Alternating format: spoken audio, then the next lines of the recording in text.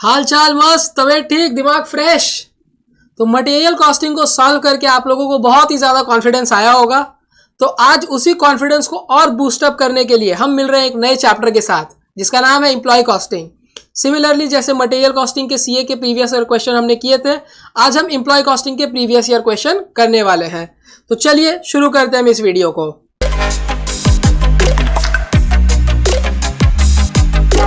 हमारा सबसे पहला क्वेश्चन सितंबर 2025 के एग्जाम्स में आया हुआ। The following information relates to two workers Ajay and Vijay who are engaged in producing the same product by using the same material. दोनों सेम मटेरियल यूज कर रहे हैं, तो अगर मटेरियल दोनों सेम यूज करें तो मटेरियल की कॉस्ट दोनों के लिए क्या रहने वाली है, same. Time allowed to make the product 40 hours. दोनों वर्कर्स को 40 घंटे दिए गए प्रोडक्ट बनाने के लिए। Actual time taken to complete the product 32 hours by Ajay, 30 hours by Vijay. Ajay ने 32 आवर्स लिए, विजय ने 30 आवर्स लिए। ठीक है, दोनों ने ही कम टाइम में काम को करके दिखाया है, तो दोनों ही बोनस के लिए हकदार है। Normal wage rate same for both. दोनों को ही वेज रेट हम सेम रेट से पेमेंट करने वाले हैं।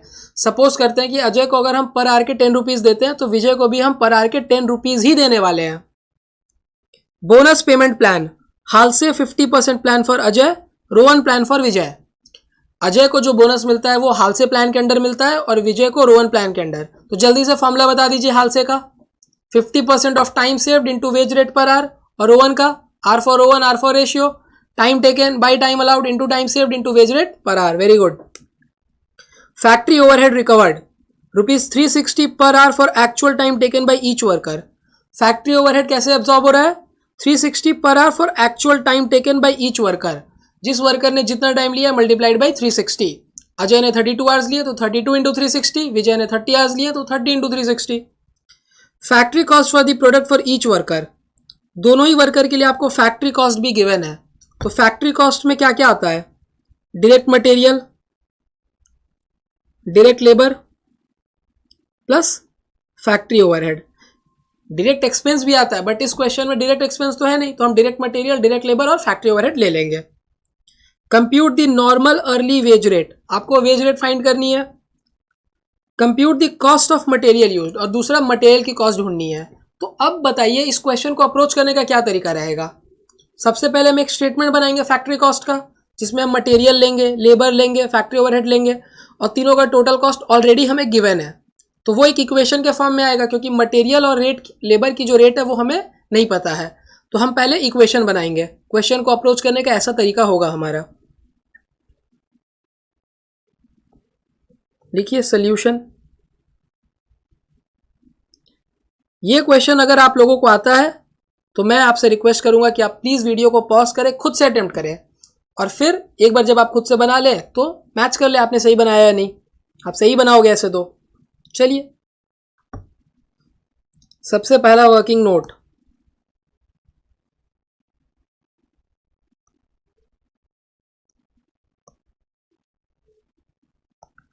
Late the cost of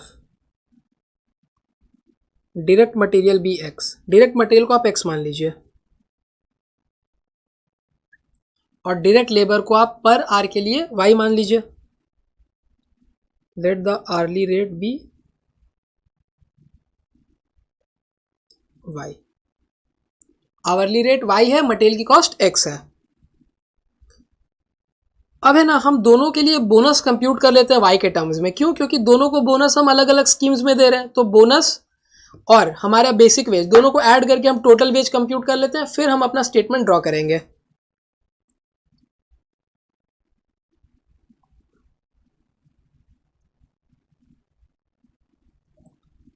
computation of direct labour cost.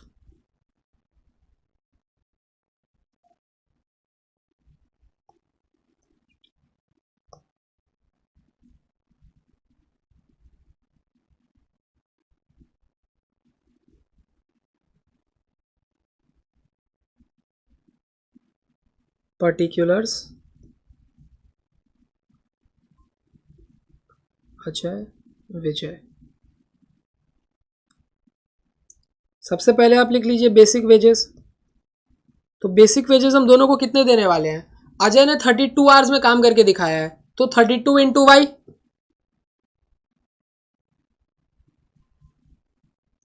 और विजय ने 30 आवर्स में, तो 30 इंटू वाई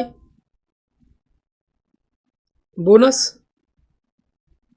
अजय को हम देते हैं बोनस अंडर हालसे स्कीम। तो अजय ने टाइम कितना सेव किया, आप देखिए 40 आवर्स थे, अजय ने 32 आवर्स में काम किया, that means he has saved 8 hours. तो 50% of 8 hours into wage rate है वाई, तो 50 into 8 into Y divided by 100, 4y।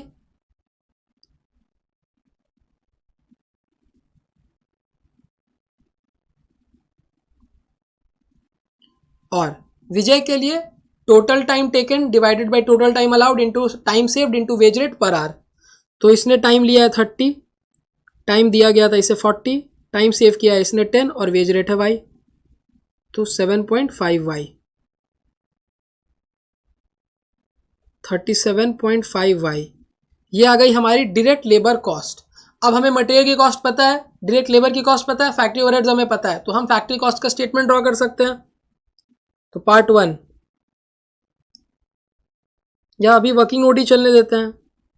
Statement of computation of factory cost.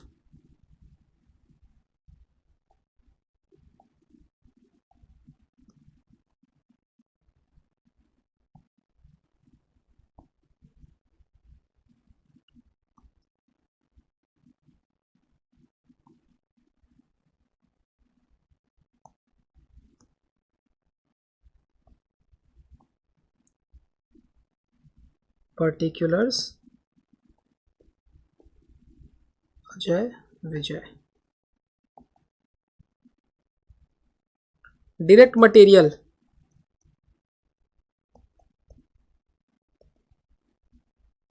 दोनों के लिए ही x, डायरेक्ट लेबर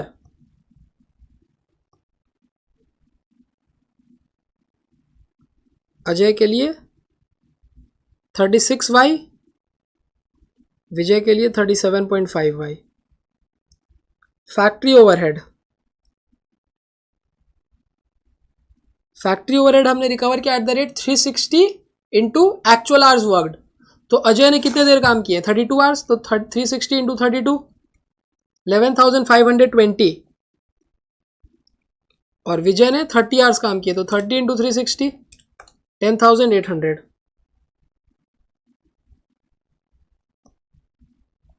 तो हमारी कॉस्ट आ जाएगी x प्लस 36y प्लस 11,520, और इस केस में x plus 37.5y plus 10,800।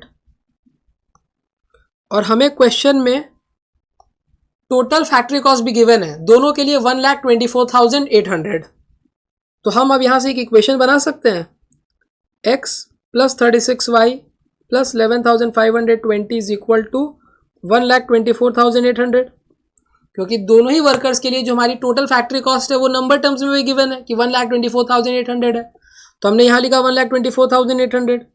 Second worker के लिए भी same, x plus 37.5y plus 10,800 is equal to 1,24,800। तो बस अब आपको लगाना है साइमल्टेनियस लीनियर इक्वेशन, जो कि हमने जूनियर क्लासेस में पढ़ा था। ये प्लस है तो इधर जाके माइनस हो जाएगा, ये प्लस है तो ये भी इधर जाके माइनस हो जाएगा।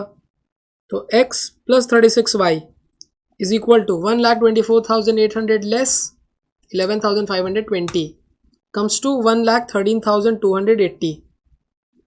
Second equation x plus 37.5y is equal to 1,14,000।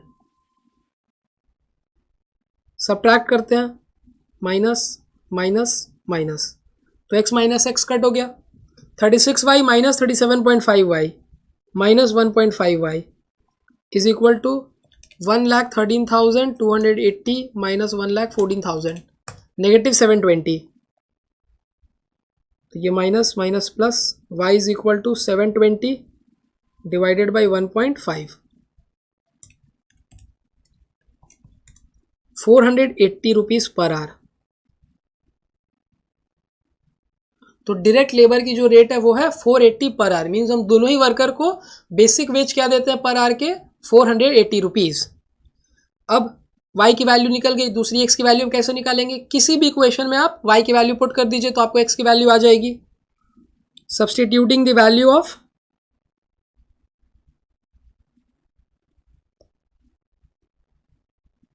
y in equation 1,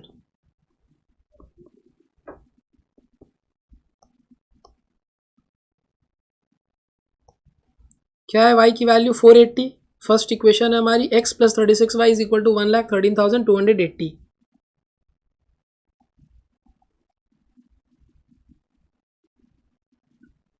x plus 36 into 480 is equal to 1,13,280। x plus 480 into 36 17,280,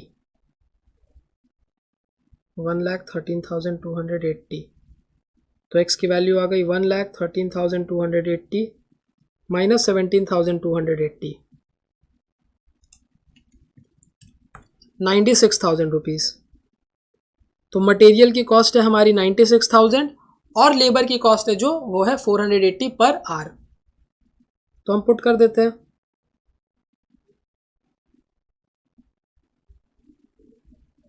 part 1, wage rate is equal to 480 per hour और second cost of material is equal to 96,000।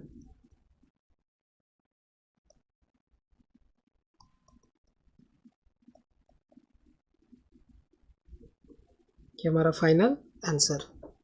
एकदम simple है, देख लीजिए आप एक बार इस answer को।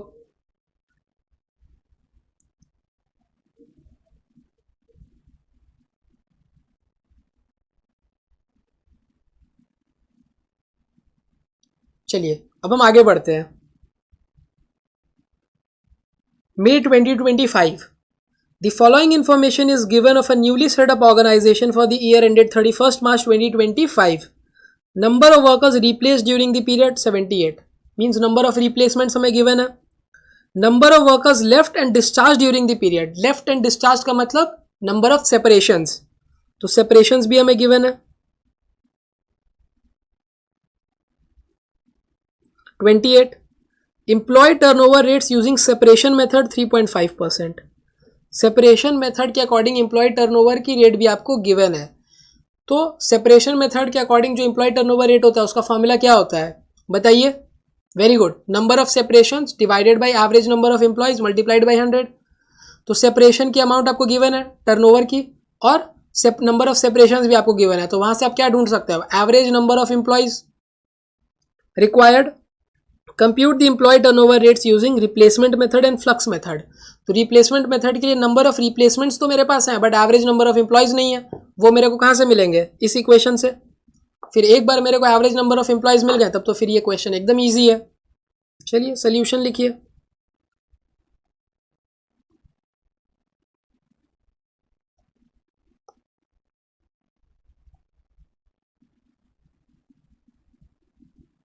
Note 1, एक ही नोट है ऐसे तो इस क्वेश्चन में। Employee turnover using separation method,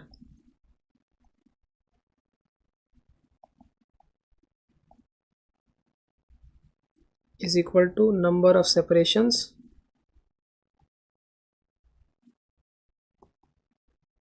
divided by average number of employees multiplied by 100।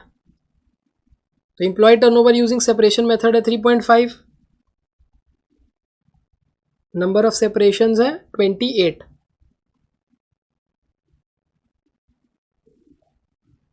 ये इंटू 100 की जगह आप डायरेक्टली इधर परसेंटेज की साइन लगा दीजिए, एक ही बात है। एवरेज नंबर ऑफ एम्प्लॉयज, तो average number of employees is equal to 28 by 3.5%।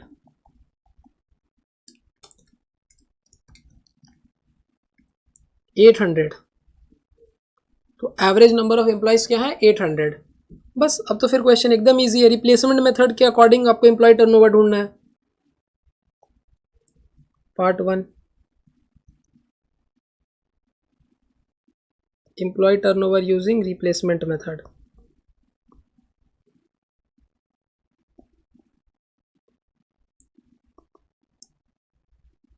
Number of replacements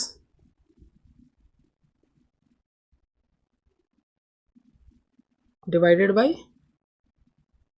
average number of employees.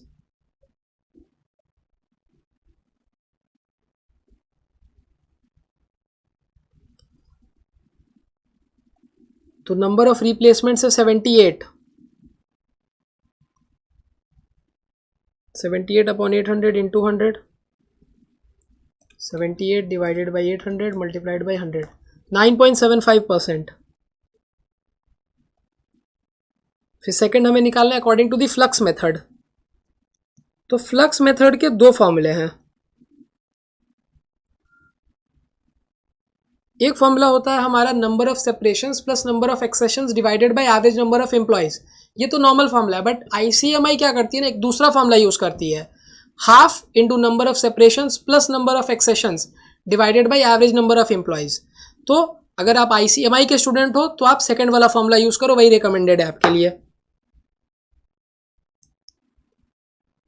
Number of separations plus number of accessions divided by average number of employees.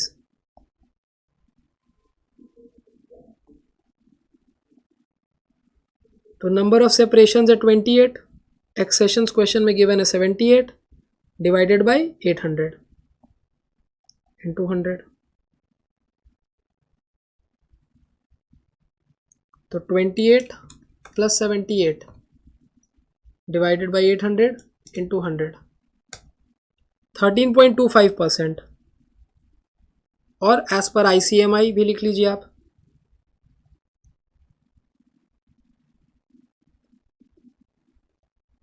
Half into number of separations plus number of accessions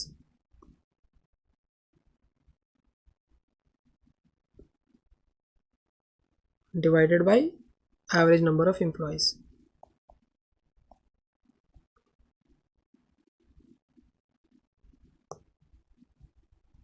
तो half into 28 plus 78 by 800. 28 plus 78 divide by 2, 53 upon 800 into 100. 6.625%. Very easy question. देख लीजिए इसे भी एक बार आप लोग.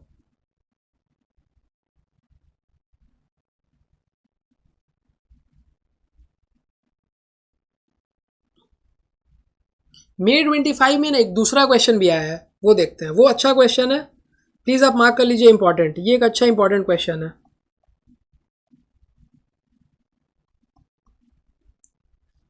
A plastic manufacturing company is operating with an employment of 128 skilled workers.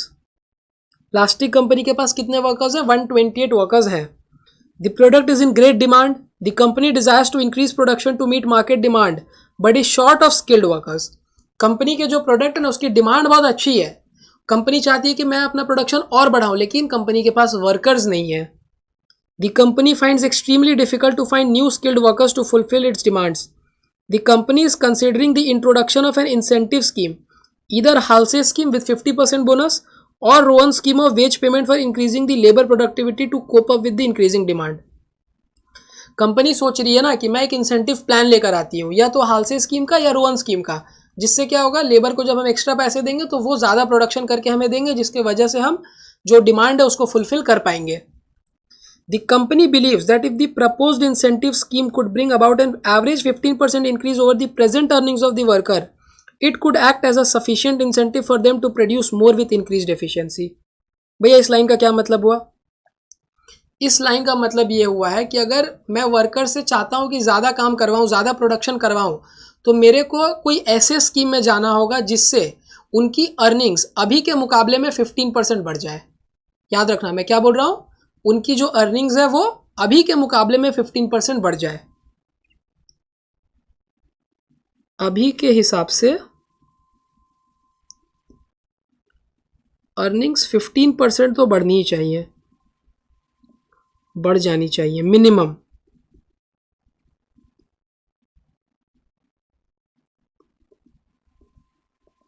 तभी वो हमें क्या करेंगे, प्रोडक्शन करके देंगे।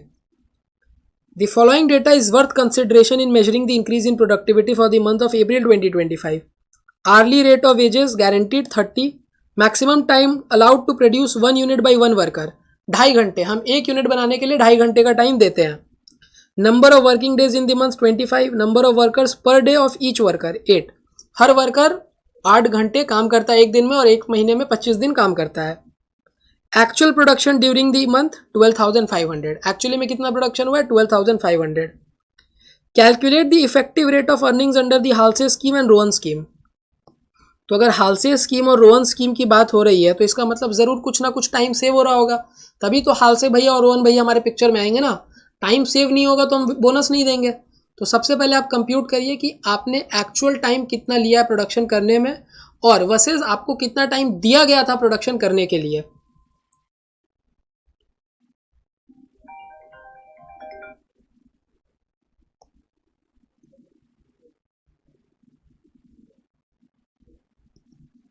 Solution,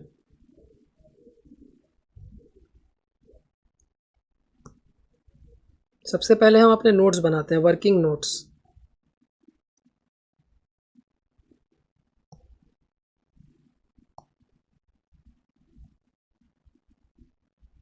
standard time for actual output.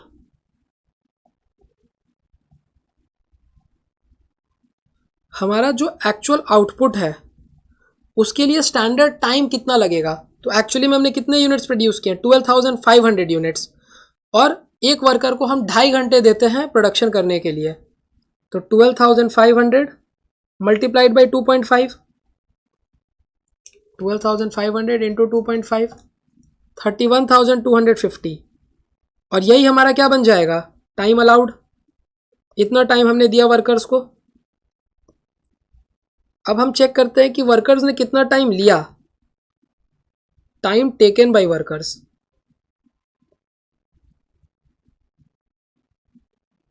Workers ने कितना टाइम लिया है, वर्कर्स ने 25 डेज मल्टीप्लाइड बाई 8। वर्कर्स 128 है मेरे पास, और 25 दिन काम कर रहे हैं 8 घंटे के हिसाब से। तो टाइम टेकन 125 वर्कर्स हैं, 8 घंटे वो काम कर रहे हैं 25 दिन तक।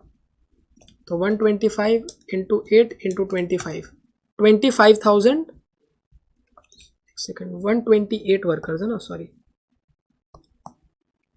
128 into 8 into 25, 25,600 hours.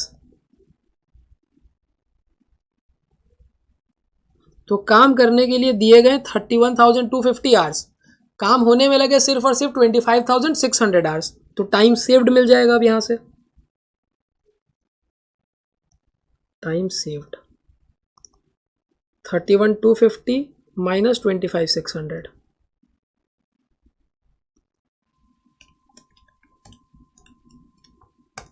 5650 hours.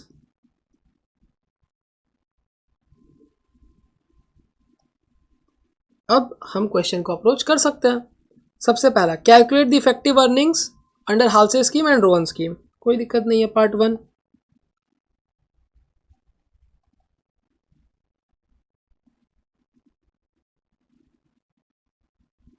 Calculation of effective wages.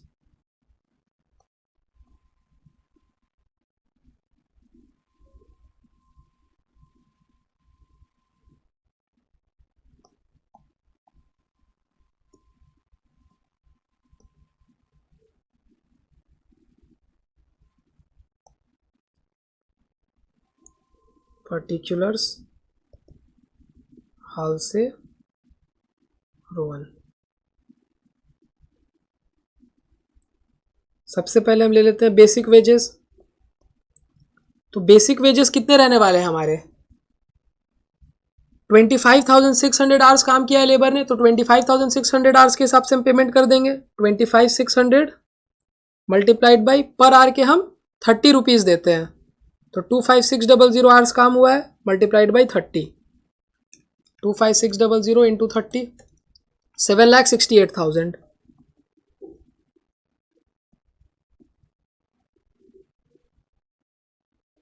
फिर हम देंगे बोनस। हालसे स्कीम के under 50% of time saved into wage rate per hour, तो 50% ऑफ टाइम सेव्ड कितना है हमारा 5650 multiplied by wage rate 30। 5650 into 30 into 50%, 84,750। और रोहन स्कीम के under time taken by time allowed into time saved into wage rate per hour, तो time taken है 25600 hours, time allowed है 31250 multiplied by time saved 5650 into wage rate per our 30। 25600 divided by 31250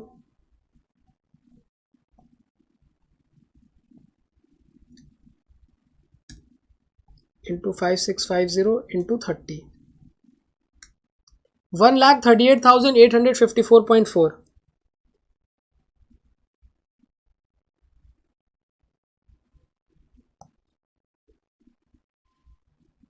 तो 7,68,000 plus 84,750, 8,52,750।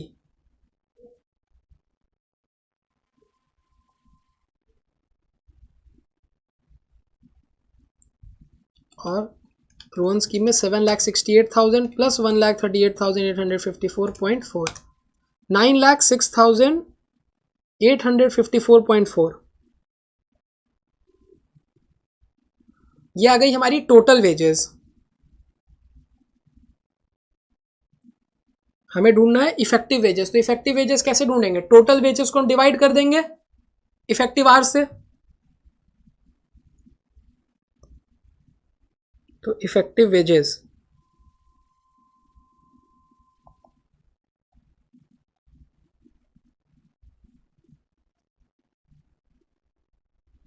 हालसे scheme में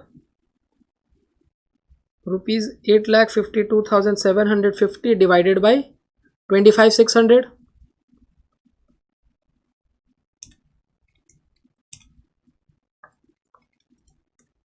33.31 per hour.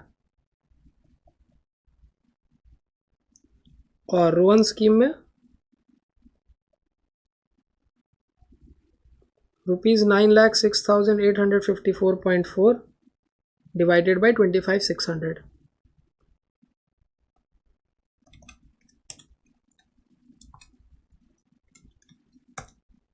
35.424। तो ये हो गया हमारा first part. Second part, calculate the increase labour efficiency on introduction of the incentive scheme. आपको labour efficiency कितनी बढ़ गई है वो ढूंढनी है। तो लेबर एफिशिएंसी हमेशा पहले अपने 100% पे होगी। अब हम कंप्यूट करेंगे कि लेबर एफिशिएंसी कितनी हो गई है, फिर हम देखेंगे कि वो कितनी इंक्रीज हुई है। तो लेबर एफिशिएंसी का फॉर्मूला, लेबर एफिशिएंसी का फॉर्मूला बताइए क्या होता है?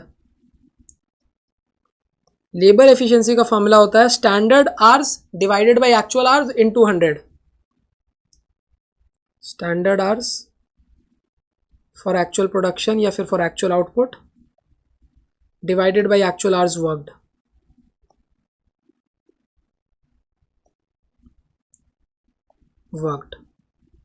इनटू 100। तो स्टैंडर्ड आवर्स कितने थे? मैंने लेबर को कितने टाइम दिए थे करने के लिए? 31250 आवर्स, बट उसने काम 25,600 में ही करके दिखाया। 25,600 आवर्स में ही उसने काम को किया, मल्टीप्लाइड बाई 100। तो 31250 डिवाइड बाई 25,600 इंटू 100, 122.07%। इसका मतलब कि लेबर की एफिशिएंसी कितनी बढ़ गई है, 22.07%, पहले 100% पे थी, अब 122% हो गई है। तो that means the labour efficiency has been increase by 22%। लिख लीजिए, therefore labour efficiency has been increased by 22.07%। Simple. फिर आगे part 3, calculate the savings to the plastic company in terms of direct labour cost per unit under both the schemes. कितनी savings हुई, savings कैसे हमें पता चलेगा? मान लेते हैं कि अगर लेबर जो है ये पूरा काम करके देते, जो इन्होंने 12,500 यूनिट्स बनाए हैं, मैं क्या सोच के चल रहा था कि मेरे को कितना पैसा देना पड़ेगा, 12,500 यूनिट्स का 2.5 घंटे के हिसाब से मैं सोच कर चल रहा था 9,37,500 रुपीज दूंगा। स्टैंडर्ड वेजेस कितने बनते हैं आप खुद कंप्यूट करिए। Part 3, standard wages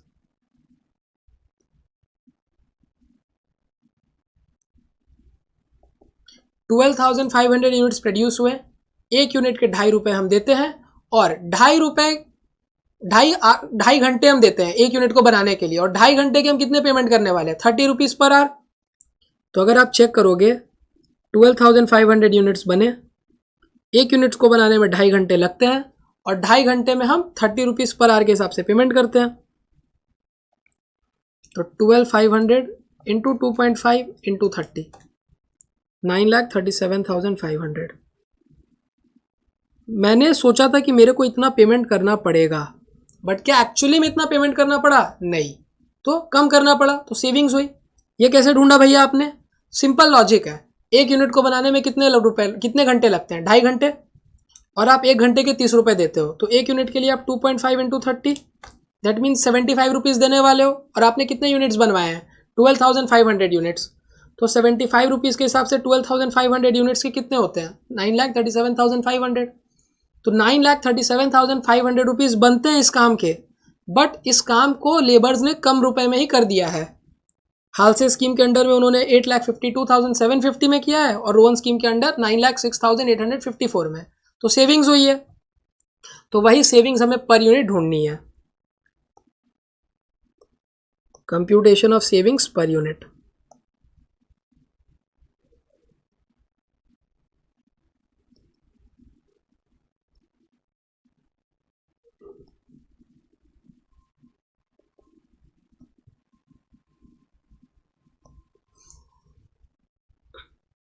particulars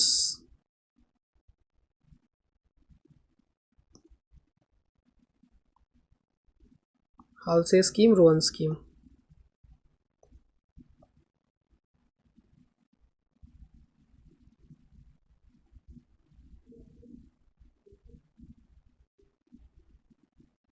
standard wages, standard wages आप कितने देने वाले थे, 2.5 आवर्स काम होता, पर आवर के आप 30 rupees, that means per unit आप 75 देते, और 12,500 यूनिट्स बनकर तैयार हुए हैं, तो आप 9,37,500 रुपीज़ देने का मन बना चुके थे, बट एक्चुअली में तो वेज कम लगा है, less actual wages. Actual wages आपका लगा है 8,52,750 हालसे स्कीम में, और रोहन स्कीम में 9,06,854.4, 9,06,854.4, तो 9,37,500 माइनस 8,52,750, 84,750, और यहाँ 9,37,500 माइनस 9,06,854.4, 30,645.6। यह है सेविंग्स। अब हम ढूंढ लेते हैं सेविंग्स पर यूनिट। तो सेविंग्स पर यूनिट ढूंढने के लिए क्या करना होगा, नंबर ऑफ यूनिट से डिवाइड, तो डिवाइड कर दीजिए 25,600 से। सॉरी 12,500 यूनिट्स आपने बनाए ना, तो 12,500 से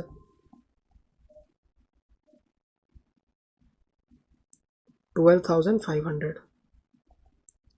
84750 डिवाइडेड बाई 12,500 6.78 और यहाँ पर 3645.6 डिवाइडेड बाई 12,500 2.45। तो इतने रुपए की सेविंग्स होने वाली है per unit. Part 4, advise the company about the selection of the scheme to fulfil their assurance. Company को बताइए कौन सी स्कीम उन्हें फुलफिल करनी चाहिए।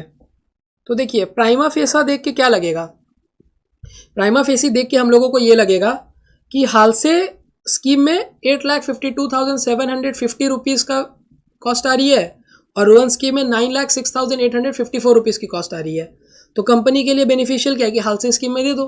प्राइमा फेसी देख के ये लगेगा, बट क्या एक्चुअली में ये होना चाहिए? नहीं। कंपनी ने वर्कर्स को एक एश्योरेंस दिया है कि आपको हम मिनिमम आपकी जितनी भी प्रेजेंट अर्निंग्स है उससे 15% तो बढ़ाकर ही देंगे। तो वर्कर्स की प्रेजेंट अर्निंग कितनी है? 128 वर्कर हैं, 25 दिन काम करते हैं वो, और हर दिन 8 घंटे काम करते हैं और 30 रुपये पर घंटे वो लेते हैं। तो इन सबको मल्टीप्लाई आप करिएगा तो आप देखिएगा कि आ रहा है ये अमाउंट 7,68,000। तो प्रेजेंट अर्निंग्स उनकी कितनी है? 7,68,000। ये प्रेजेंट अर्निंग्स कैसे आई? 128 वर्कर्स 25 दिन काम कर रहे हैं, हर रोज 8 घंटे और हर घंटे का 30 रुपये ले रहे हैं। तो प्रेजेंट अर्निंग्स पार्ट 4,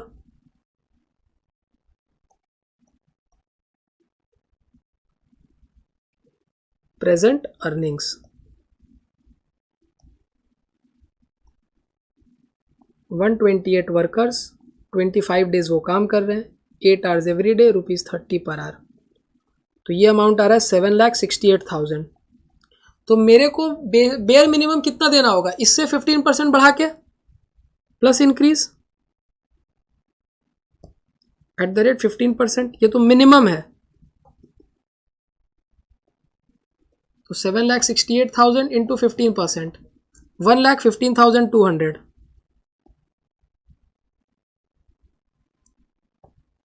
8,83,200। तो वर्कर्स को मैं 8,83,200 तो बेयर मिनिमम दूंगा, तब जाके वो मेरा ये काम करके देंगे।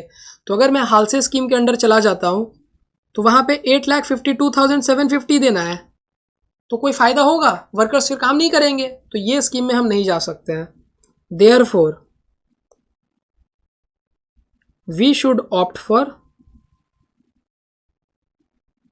Rohan scheme as the total wages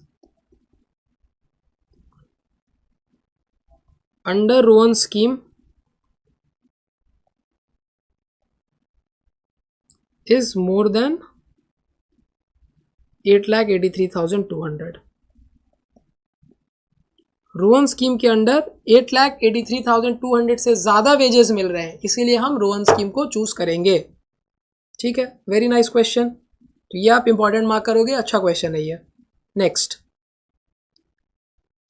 January 25, a skilled worker has been assigned a work. The relevant data is given as follows: time rate per hour 25, time allowed 9 hours, time taken 6 hours.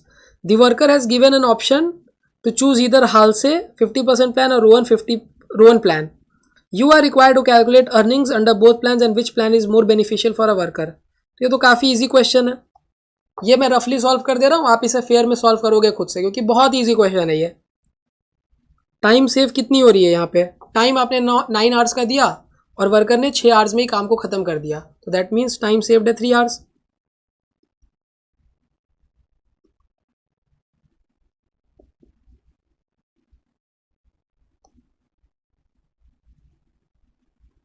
Solution,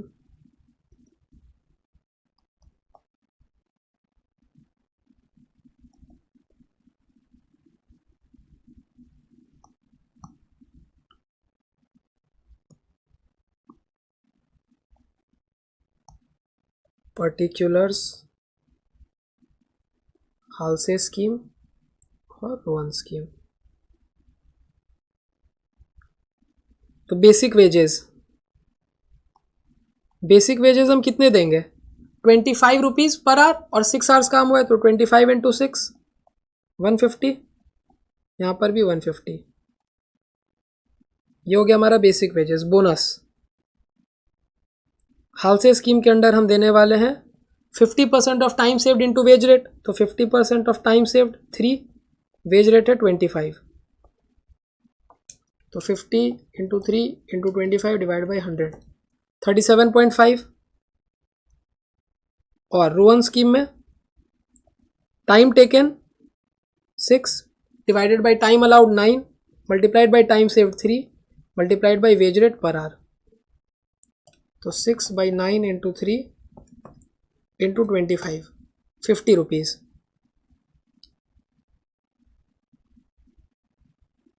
तो हाल से scheme में bonus को मिलाकर पैसे बन रहे 187.5 और रोहन स्कीम में पैसे बन रहे 200। तो कौन सा स्कीम हमारे वर्कर को चूज करना चाहिए? Of course Rowan scheme.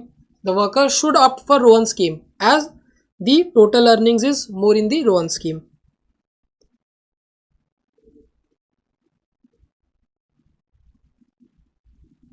should opt for Rowan scheme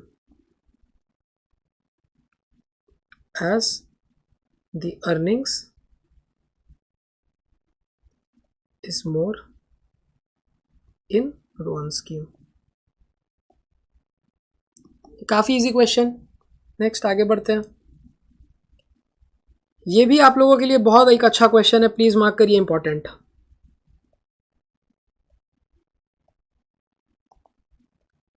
इसमें क्या है ना कि आपका ओवर टाइम प्रीमियम का जो कंसेप्ट है वो पूरे तरीके से क्लियर हो जाएगा, एकदम crystal clear. In a factory there are 50 workers working 8 hours per day including 30 minutes for lunch break.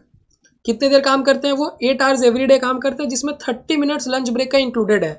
तो मैंने जब आपको इफेक्टिव आवर्स के बारे में बताया था तो ये भी बताया था कि कोई भी आइडल टाइम को हम अपने इफेक्टिव आवर्स में नहीं लेते हैं।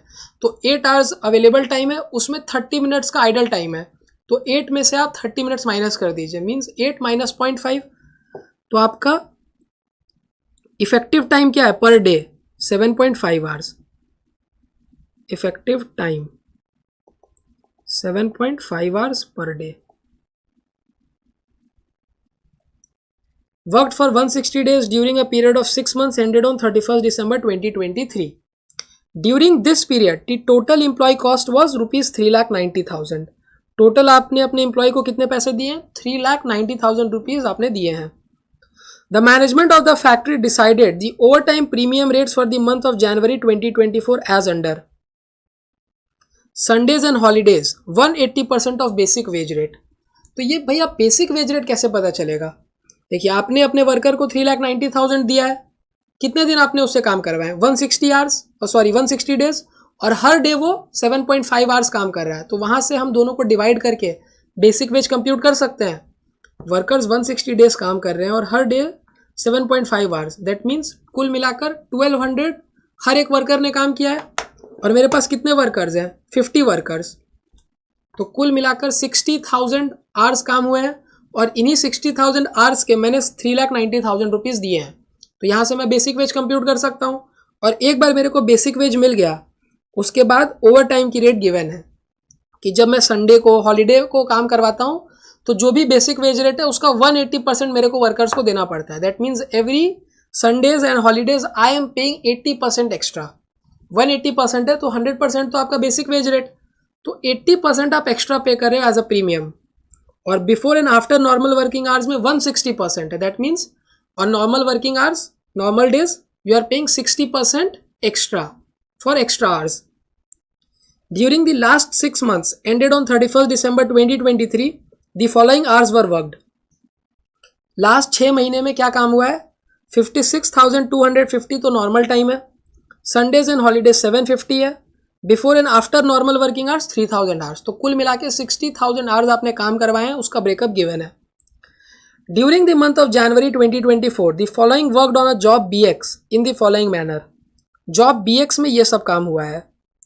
नॉर्मल वर्किंग आवर्स है 2400 man hours, over time on Sundays and holidays, Sundays को आपने 200 आवर्स काम करवाया है, और आफ्टर नॉर्मल वर्किंग आवर्स आपने 400 मैन आवर्स काम करवाया, तो कुल मिला के 3000 मैन आवर्स हुए हैं।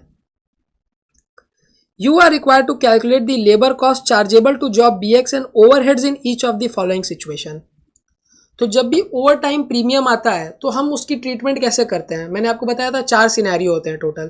पहला सिनेरियो, जब ओवर टाइम हम रेगुलरली करवाते रहते हैं, तो if in case we are using overtime as a regular payment, अगर हम ओवर टाइम रेगुलर बेसिस पे करवा रहे हैं तो हम क्या करते हैं, वी इन्फ्लेट द रेट, हम अपने बेसिक वेज रेट को इन्फ्लेट कर लेते हैं और वो डायरेक्ट लेबर कॉस्ट का पार्ट बन जाता है. अब in case the over time is used irregularly, जब हम इरेगुलरली यूज करते हैं तो उस केस में जो ओवर टाइम का प्रीमियम होता है, that means the extra amount is charge to factory overheads. ठीक है, ये दूसरा सिनेरियो था. तीसरा सिनेरियो क्या है, कस्टमर के रिक्वेस्ट पे जब हम ओवर टाइम चार्ज करते हैं, तो जब हम ओवर टाइम करवाते हैं कस्टमर के रिक्वेस्ट पे, तो फिर कस्टमर से ही उसका कॉस्ट बियर करवाते हैं, कस्टमर के कॉस्ट में ऐड कर देते हैं. फोर्थ है, जब किसी एब नॉर्मल सिचुएशन की वजह से आपको ओवर टाइम कराना पड़ता है, तो एब नॉर्मल सिचुएशन की वजह से अगर आपको ओवर टाइम कराना पड़ रहा है तो फिर वो कहाँ चला जाएगा, आपके कॉस्टिंग पीएल में चला जाएगा. सिंपल. तो when over time is worked regularly in the whole year, regularly आप ओवर टाइम करवाते हो, तो यहां पर फिर आप इन्फ्लेट करोगे रेट को by inflating the basic wage rate.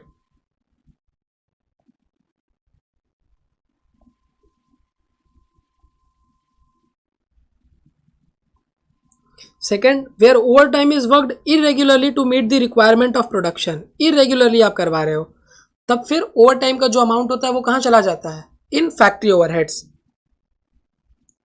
Over time premium is charge to factory overheads.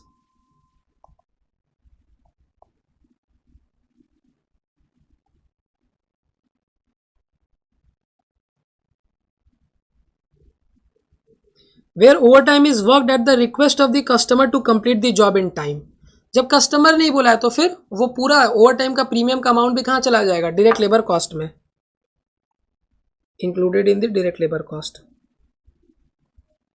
Complete amount is charge to the customer.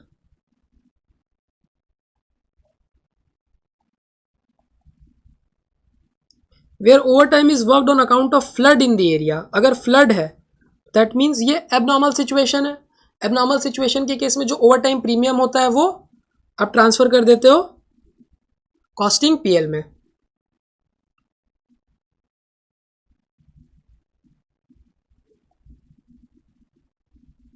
ये आपके कॉस्ट पीएल में चला जाएगा. ठीक है, अब इस क्वेश्चन को करते हुए ना मैं आपको एक चीज बताने वाला हूं जो कि हो सकता है कि आप पैनिक सिचुएशन में मिस्टेक कर दो एग्जाम में. ऐसे आपको पता है कि क्या कंसेप्ट लगाना है, बट इन केस एग्जाम में क्या होता है ना, हम पैनिक मोड में रहते हैं, तो पैनिक मोड में हमसे बहुत सारे सिली मिस्टेक्स हो जाते हैं. तो इस क्वेश्चन में एक सिली मिस्टेक आपसे हो सकता है, तो इसीलिए मैं आपको वहां पर पहले वो सिली मिस्टेक करवाऊंगा फिर क्रॉस करवाऊंगा. तो ये बात आपको ध्यान रखनी है. चलिए, सबसे पहला हम क्या कंप्यूट करेंगे, अपना basic wage rate.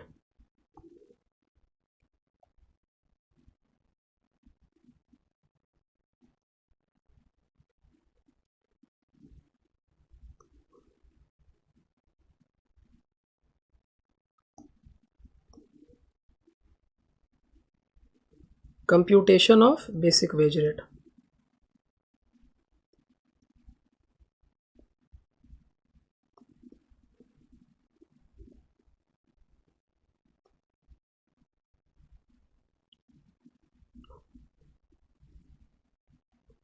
Total employee cost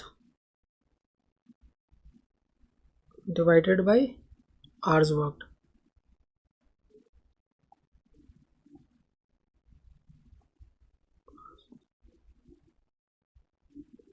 तो आपने 3,90,000 रुपीज दिए हैं, divided by effective hours worked. Effective hours worked कितना है, 50 लेबर्स हैं, हर लेबर 25 डेज काम कर रहा है फॉर 8 आवर्स, बट 8 आवर्स में 0.5 आवर जो है वो लंच ब्रेक है, तो माइनस कर देंगे. सॉरी, ये 160 डेज काम करे ना, वो 25 नहीं 160. तो 3,90,000 divided by 50 into 160 into 7.5, 60,000 hours. तो 3,90,000 डिवाइडेड बाई 60,000, 6.5. तो बेसिक वेज रेट क्या आ गई, 6.5. अब बेसिक वेज रेट है 6.5, तो जब आप संडेज को काम करवा रहे हो तो आप 180% दे रहे हो बेसिक वेज रेट का। Over time rate Sundays and holidays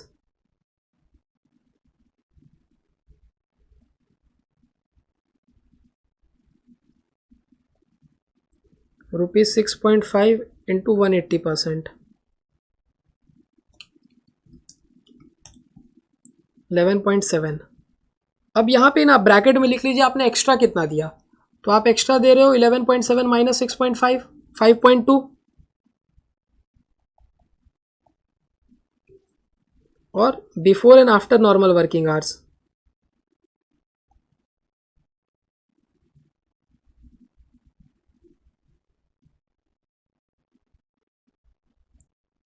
6.5 into 160%, 10.4। तो यहाँ पे आपने एक्स्ट्रा कितना दिया 3.9। अब हम क्वेश्चन में चलते हैं। सबसे पहला, where over time is worked regularly in the whole year as a policy on account of shortage of workers. तो जब रेगुलर बेसिस पे हम ओवर टाइम करवाते हैं वर्कर से तो हम रेट को इन्फ्लेट कर देते हैं। लिखिए आप part 1।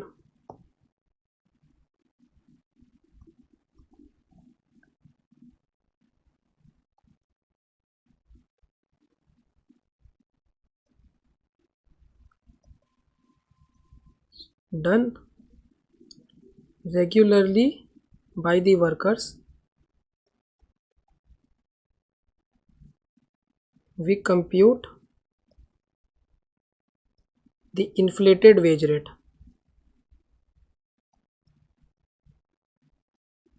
which comprises the overtime amount.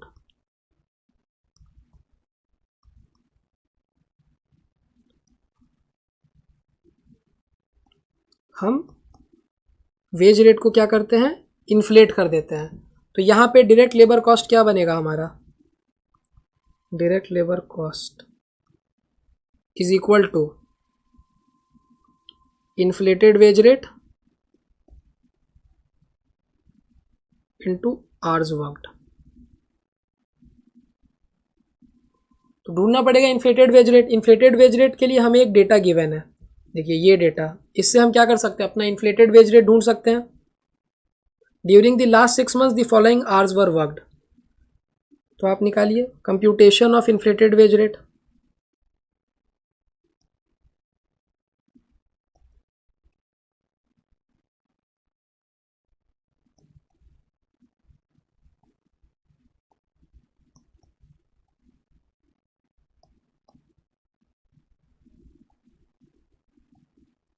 Payment made in last 6 months,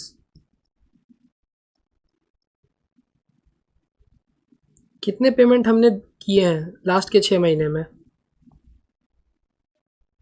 normal hours के, नॉर्मल आवर्स है हमारे 56250, तो 56250 मल्टीप्लाइड बाई 6.5, क्योंकि नॉर्मल आवर्स को हम 6.5 के हिसाब से पेमेंट करेंगे। तो 56250 इंटू 6.5, 3,65,625।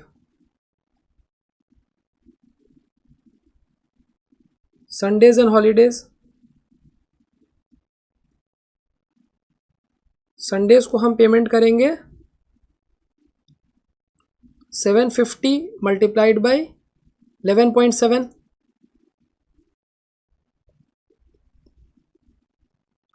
750 multiplied by 11.7, 8775।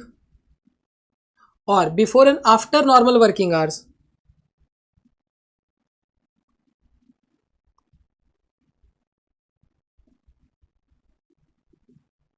3000 आवर्स काम हुए हैं, और यहाँ पे हम 10.4 के हिसाब से पेमेंट करते हैं। तो 10.4 इंटू 3000, 31,200। तो टोटल पेमेंट 31,200 प्लस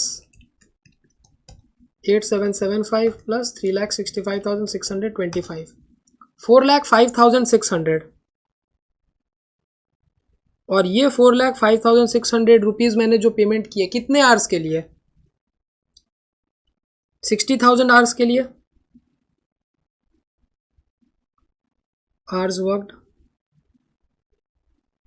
60,000. तो therefore inflated wage rate is equal to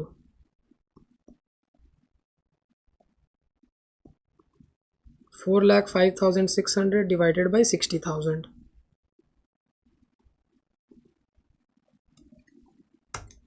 6.76 ये आ गई मेरी inflated wage rate. I hope ये आपको क्लियर हुआ होगा. पहले आप यहाँ तक नोट कर लीजिए, वीडियो को पॉज करिए, नोट कर लीजिए.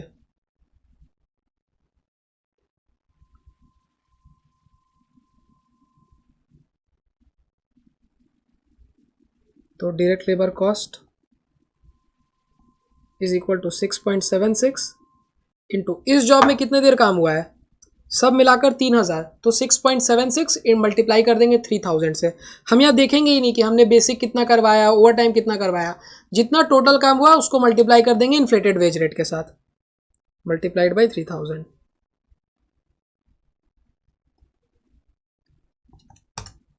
20,280. तो ये पूरा चला जाएगा डायरेक्ट लेबर कॉस्ट में. सेकेंड,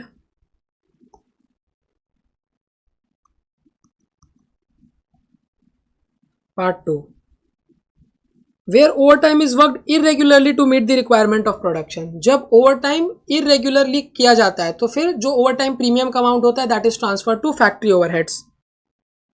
लिख लीजिए ये बात.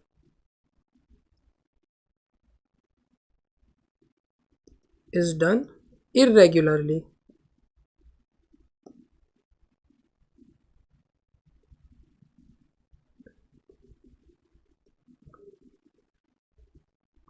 Overtime premium is transferred to factory overheads.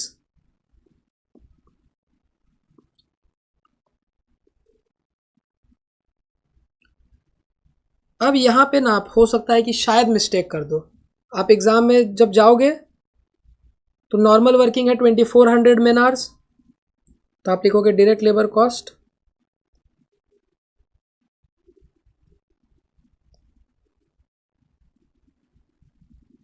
Is equal to 2400 man hours है, तो 2400 मल्टीप्लाइड बाई जो हमारा बेसिक रेट है 6.5. तो 2400 को आप मल्टीप्लाई कर दोगे 600 के साथ. 2400 मल्टीप्लाइड बाई 6.5, 15,600. फिर ओवर टाइम जो है संडेज एंड हॉलीडेज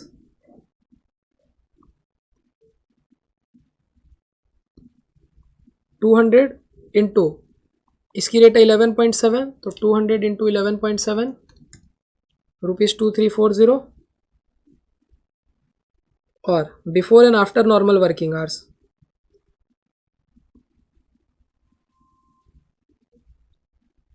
400 इंटू 10.4 4160. तो ये जो दो अमाउंट होगा ना इसको आप डाल दोगे फैक्ट्री ओवरहेड्स में और ये आप डाल दोगे डायरेक्ट लेबर में. ये आपसे मिस्टेक हो सकता है एग्जाम में. हो सकता है कि आपको ये भी लग रहा हो कि हाँ भैया यही तो करना है, गलत क्या है इसमें. ये गलत है मेरे भाई. यहां पे हम क्या करेंगे, हमने क्या वर्ड यूज किया कि ओवर टाइम प्रीमियम को हमें सिर्फ फैक्ट्री ओवरहेड्स में डालना है. मतलब ओवर टाइम प्रीमियम का जो एक्स्ट्रा अमाउंट है, ओवर टाइम का जो एक्स्ट्रा अमाउंट है वो हम फैक्ट्री ओवरहेड्स में डालेंगे. जो नॉर्मल आवर्स है उसको तो हम basic wage rate means direct labour के कॉस्ट में इंक्लूड करेंगे. जो एक्स्ट्रा पैसा होगा that will be transfer to factory overheads. ठीक है, तो करेक्ट क्या है, ये है करेक्ट. जो डायरेक्ट लेबर कॉस्ट है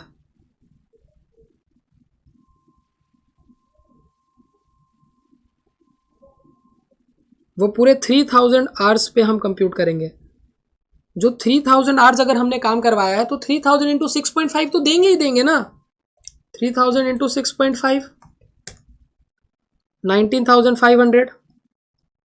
यहां पर आप क्या कर रहे थे, पूरा पैसा आप ओवर टाइम का डाल दे रहे थे फैक्ट्री ओवरहेड में, लेकिन ओवर टाइम जब आप करवा रहे हो तो ओवर टाइम में जो एक्स्ट्रा पैसा हमने दिया सिर्फ वही तो फैक्ट्री ओवरहेड में जाएगा। 3,000 घंटे का काम है तो हम 3,000 घंटे तो करवाएंगे ही। अब ओवर टाइम जो करवाया उसके वजह से जो एक्स्ट्रा देना पड़ा वो एक्स्ट्रा को आप सिर्फ डालिए ना फैक्ट्री ओवरहेड में। अगर आपने कुछ ओवर टाइम करवाया तो आप उसमें नॉर्मल जो पैसा देते हो वो तो दोगे ही, उसके अलावा कुछ ऊपर से पैसा दोगे, तो जो ऊपर से पैसा दे रहे हो वो फैक्ट्री ओवरहेड में जाएगा। तो जो नॉर्मल पैसा दिया 3,000 में 6.5 तो मेरे को देना है, तो वो पूरा जाएगा डायरेक्ट लेबर में। और फैक्ट्री ओवरहेड में कितना जाएगा, फैक्ट्री ओवरहेड में जाएगा extra amount Sundays and holidays का।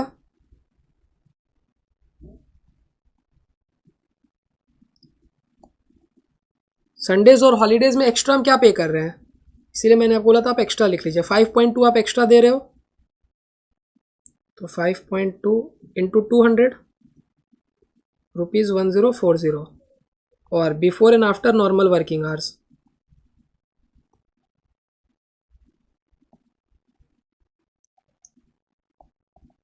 यहां पर आप एक्स्ट्रा दे रहे हो 3.9 इंटू 400,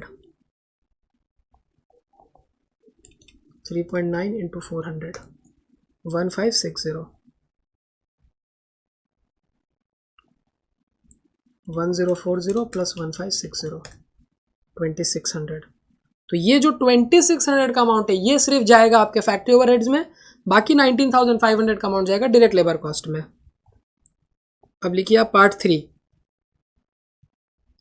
पार्ट 3 है जब हम कस्टमर से चार्ज कर रहे हैं, तो जब हम कस्टमर से चार्ज करेंगे तो पूरा का पूरा 19,500 और 2600 वो डायरेक्ट लेबर कॉस्ट का ही पार्ट बनेगा। मीन्स कुल मिला के जो 22,100 हम दे रहे हैं वो पूरा कस्टमर से चार्ज कर लिया जाएगा। When overtime is done at the request of customer,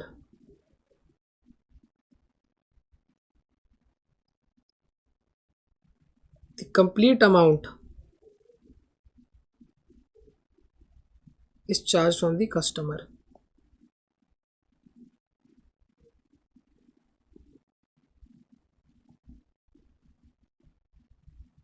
Therefore, direct labor cost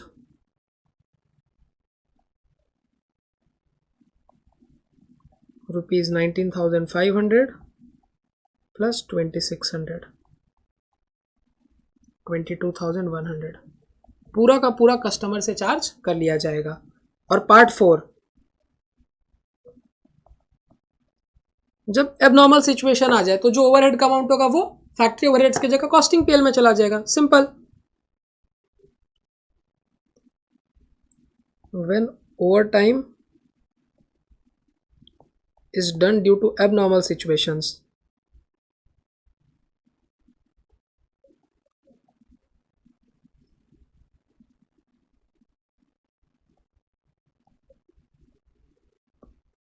the overtime premium is charged to costing PL बस।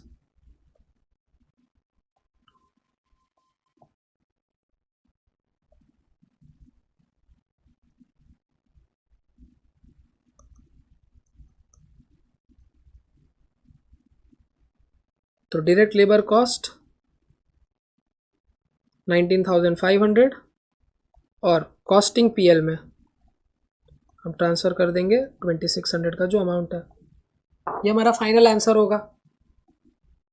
तो ये क्वेश्चन बहुत ही ज़्यादा इंपॉर्टेंट है over time premium and treatment को समझने के लिए। तो इस क्वेश्चन को आप ज़रूर प्लीज़ देख कर जाइएगा। चलिए अब हम आगे बढ़ते हैं। May 2024, the following data is available for XYZ Limited for the month of February 2024. Standard working hours 8 hours per day of 6 days per week. Company ने सोचा कि वो एक वीक में 6 दिन काम करवाएगी और हर दिन 8 घंटे काम करवाएगी। ये कंपनी ने बजट बनाया। Number of weeks in the month 4, 4 week ऐसा करेगी। मैक्सिमम कैपेसिटी है 150 एम्प्लॉइज, मतलब कंपनी में टोटल 150 एम्प्लॉइज काम कर सकते हैं। एक्चुअली वर्किंग 125 एम्प्लॉइज, अभी कितने हैं 125 एम्प्लॉइज। तो जब कंपनी अपना बजट बनाएगी तो इन्हीं 125 एम्प्लॉइज को लेकर बजट बनाएगी। Actual usage of budgeted capacity ratio 86%, मतलब जो कंपनी ने बजट बनाया बजटेड कैपेसिटी का एक्चुअली में सिर्फ वो 86% ही यूज़ कर पाई। तो बजटेड कैपेसिटी कैसे मिलेगी? 125 वर्कर्स हैं, हर वर्कर 6 दिन काम करेंगे और 6 दिन में वो हर रोज़ 8 घंटा काम करेंगे और ऐसे 4 वीक तक वो काम करने वाले हैं। तो 125 इंटू 6 इंटू 4 इंटू 8, तो यहाँ से मेरे को मिलेगी बजटेड कैपेसिटी। ठीक है, अब एक्चुअली में क्या हुआ है, बजटेड का सिर्फ 86% ही काम हुआ है, तो बजटेड कैपेसिटी मिल गई। फिर उसके बाद 86% से मल्टीप्लाई करके एक्चुअल कैपेसिटी पता कर लेंगे। एफिशिएंसी रेशियो गिवन है, तो एफिशिएंसी रेशियो से फिर हम स्टैंडर्ड आवर्स ढूंढ लेंगे, सिंपल एकदम। You are required to calculate the following. सबसे पहले एक्चुअल आवर्स वर्क, तो एक्चुअल आवर्स निकालने के लिए मेरे को क्या निकालना होगा? Very good, budgeted capacity.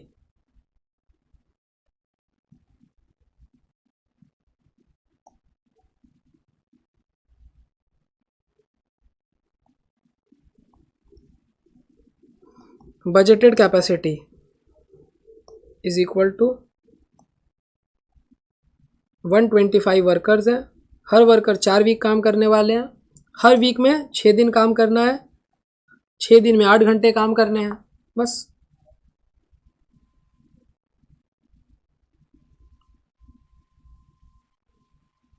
तो 125 into 4 into 6 into 8 means 24,000 hours काम करना था। ये मैंने बजट बनाया, बट एक्चुअली में मैंने बजट का सिर्फ और सिर्फ 86% ही काम किया है। तो एक्चुअल कैपेसिटी या एक्चुअल यूजेज फर्स्ट,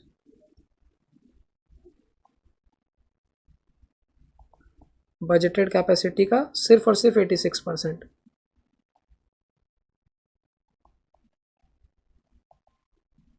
तो 24,000 hours multiplied by 86%, 20,640 hours. Second, standard hours for actual output, ये एफिशिएंसी रेशियो से मिल जाएगा। अभी जस्ट बताया था आपको, efficiency ratio is equal to standard hours for actual output divided by actual hours. तो एफिशिएंसी रेशियो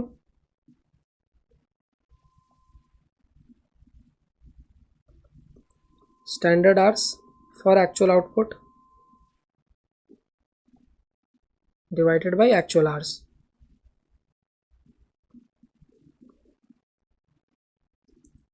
तो एफिशिएंसी आपकी 110%। देखिए यहाँ से एक चीज़ आपको ना, कभी कभी अगर आपको फॉर्मूला नहीं याद है तो आप लॉजिक से भी कर सकते हो। जैसे एफिशिएंसी रेशियो 110% है, तो एफिशिएंसी रेशियो अगर 100% से ज़्यादा है, इसका मतलब आपको क्या समझ में आता है कि जितना आपको टाइम दिया गया होगा काम करने को, आपने उससे कम टाइम में ही काम को करके दिखाया होगा। मतलब हमेशा स्टैंडर्ड आवर्स ज़्यादा होगा, एक्चुअल आवर्स कम होगा। स्टैंडर्ड आवर्स ज़्यादा होगा, एक्चुअल आवर्स कम होगा। क्यों? क्योंकि अगर आप 100% से ज़्यादा एफिशिएंट हो, मतलब आपको टाइम दिया गया ज़्यादा बट आपने कम टाइम में ही काम को करके दिखाया, तभी तो आप एफिशिएंट बनोगे ना। तो आप क्या ध्यान में रखोगे कि आपको एफिशिएंसी रेशियो चाहिए 100 से ज़्यादा। तो 100 से ज़्यादा कब आ सकती है? जब ऊपर बड़ा अमाउंट होगा, नीचे छोटा अमाउंट होगा। एफिशिएंसी रेशियो 100% से ज़्यादा है, मतलब स्टैंडर्ड आवर्स ज़्यादा होगा, एक्चुअल आवर्स कम होगा, तो ऊपर में क्या आएगा? स्टैंडर्ड। इस तरह से भी आप याद कर सकते हो लॉजिकल से। Standard hour for actual output नहीं पता, बट एक्चुअल आवर्स पता है 2640। तो standard hours for actual output is equal to 2640 into 110%, 22,704। Simple. Third, activity ratio. Activity ratio का फॉर्मूला जल्दी बताइए क्या होता है? Standard hours divided by budgeted hours. Activity ratio is equal to standard hours by budgeted hours.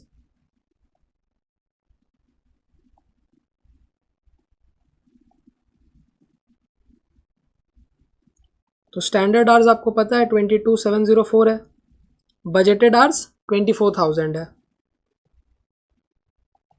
तो 22,704 divided by 24,000, 94.6%।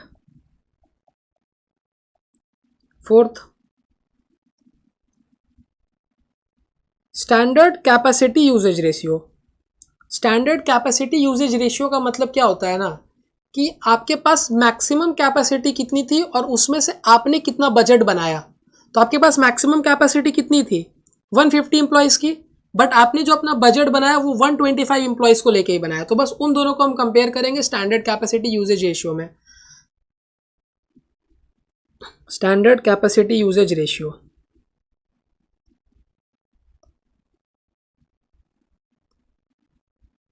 Formula budgeted capacity divided by maximum capacity.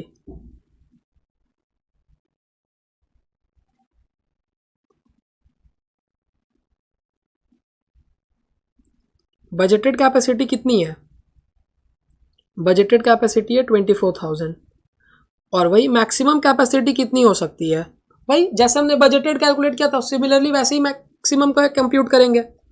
150 workers हैं, workers एक week महीने में 4 वीक काम करेंगे, हर वीक में 6 दिन काम करना है और हर दिन 8 घंटे काम होगा।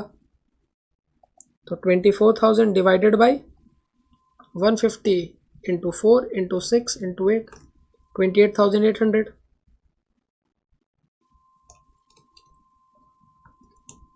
83.33 आवर्स या 83.33%। तो ये निकल के आ गई आपकी standard capacity usage ratio. Simple एकदम, बस लिख लीजिए इसे भी।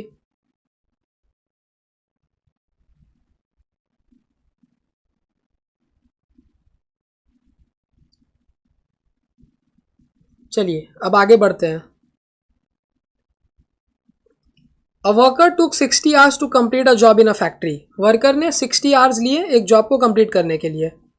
The normal rate of wages is 80 per hour, wage rate भी आपको गिवन है 80।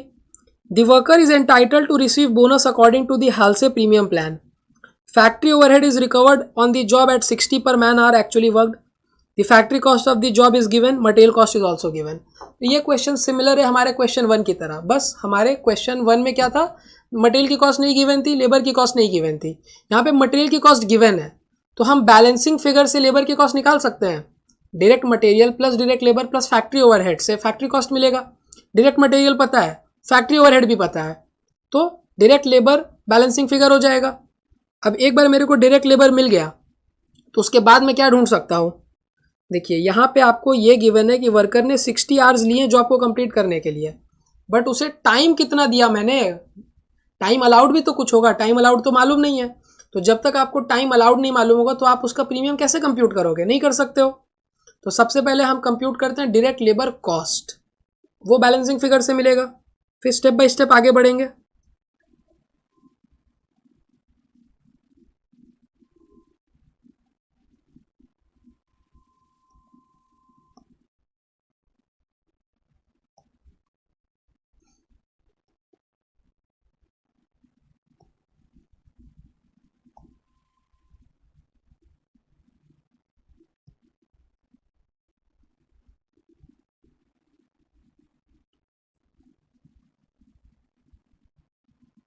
Statement of computation of factory cost.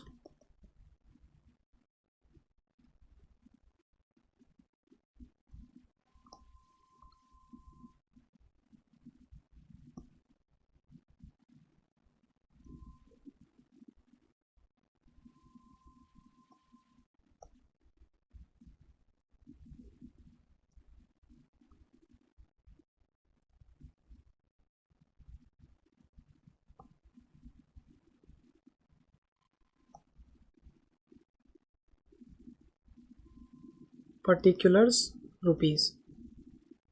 Direct material कितना है,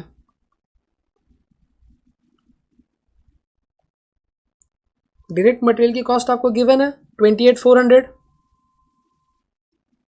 डायरेक्ट लेबर नहीं पता है तो डायरेक्ट लेबर को हम एक बार के लिए एक्स मान लेते हैं। फैक्ट्री ओवरहेड्स भी हमें पता है, फैक्ट्री ओवरहेड्स 37,280, सॉरी ये तो टोटल फैक्ट्री कॉस्ट है। Factory overheads is absorbed at the rate 60 per man our, तो 60 रुपये पर मैन आवर, और कितने देर तक काम हुआ है 60 आवर्स, तो 60 इंटू 60 3600, और ये टोटल है 37,280।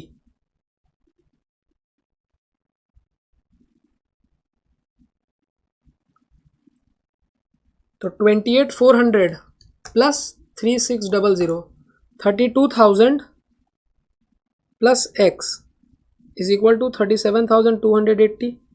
तो x की वैल्यू क्या आ जाएगी 37,280 माइनस 32,000।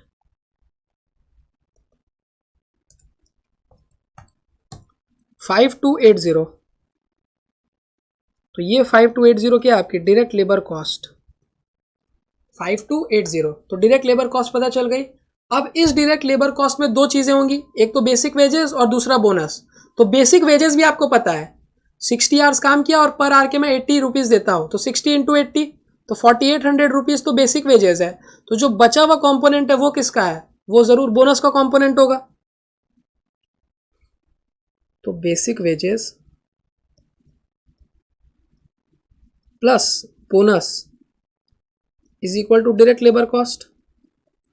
डायरेक्ट लेबर में तो दो ही चीजें होंगी ना, बोनस और बेसिक। तो बेसिक वेजेस क्या होगा 80 into 60 plus bonus,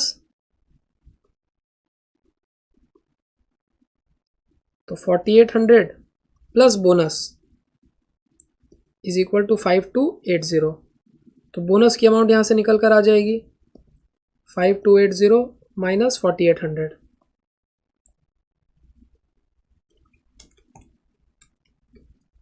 480 rupees bonus रहने वाला है 480। अब हाल से बोनस का फॉर्मूला बताइए। हाल से बोनस स्कीम का formula 50% of time saved multiplied by wage rate.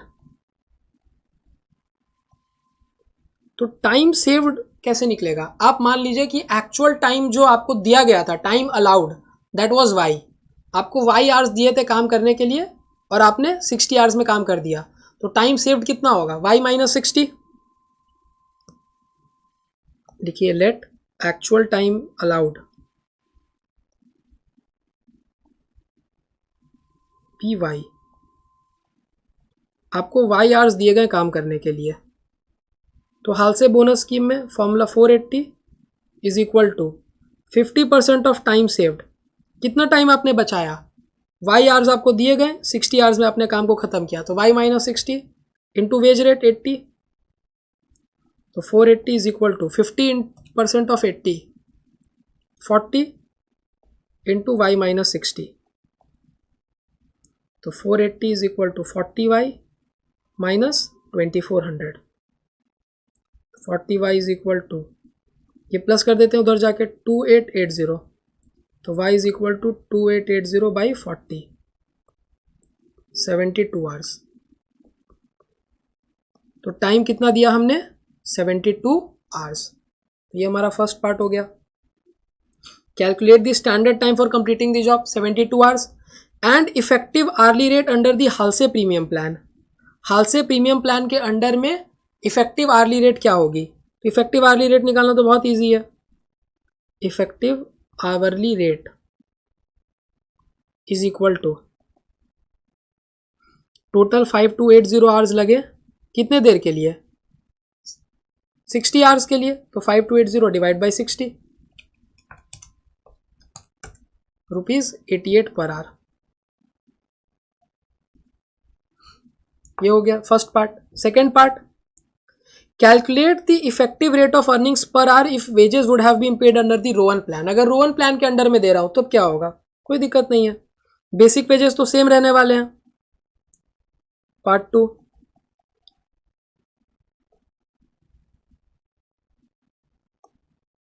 Basic wages is equal to 4800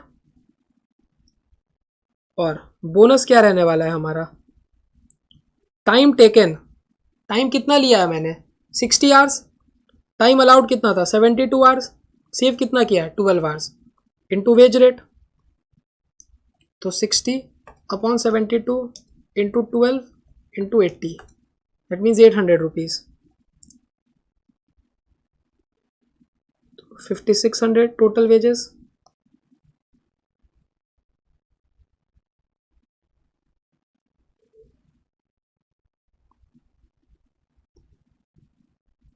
total wages है 5600 कितने आवर्स के लिए, नंबर ऑफ आवर्स 60 आवर्स के लिए।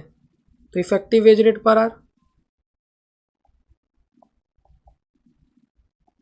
5600 बाई 60, 93.33 आंसर। काफी सिंपल क्वेश्चन था ये। Next, May 2023, SMC Company Limited is producing a particular design of toys under the following existing incentive system. Normal working hours in the week 48 hours, left shift hours in the week 12 hours. Normally आप 48 hours काम करते हो और कभी कभी late shift भी होती है 12 आवर्स की। नॉर्मल वर्किंग पे आप 150 रुपीज़ देते हो पर आवर के और लेट शिफ्ट पे 300। तो यहाँ से मैं वेज कंप्यूट कर सकता हूँ। 48 आवर्स के मैंने दिए 150, तो 48 इंटू 150 7200, और 12 आवर्स के मैंने दिए 300, इट मीन्स 3600। तो अभी मैं पे कर रहा हूँ 10,800 rupees. Average output per operator for 60 hours per week 80 toys. 60 hours में आप 80 टॉयज प्रोड्यूस कर रहे हो। दैट मीन्स आप 60 आवर्स के लिए 10,800 रुपीज़ की पेमेंट कर रहे हो। तो एक आवर के लिए 10,800 बाई 60, 180। अगर आपने 10,800 रुपये दिए 60 आवर्स के, तो that means every hour you are paying 180 rupees. The company's management has now decided to implement a system of labor cost payment with either the Rowan premium plan or the Halsey premium plan in order to increase output, eliminate late shift overtime and reduce the labor cost. Company सोच रही है कि अब मैं एक incentive scheme लेके आऊँ, चाहे हालसे चाहे रोवन, और ये जो लेट शिफ्ट के ओवर टाइम पेमेंट कर रही हूँ इसे खत्म करूँ। The following information is obtained. The standard time allotted for 10 toys is 7.5 hours. 10 toys के लिए आपने 7.5 hours दिए हैं।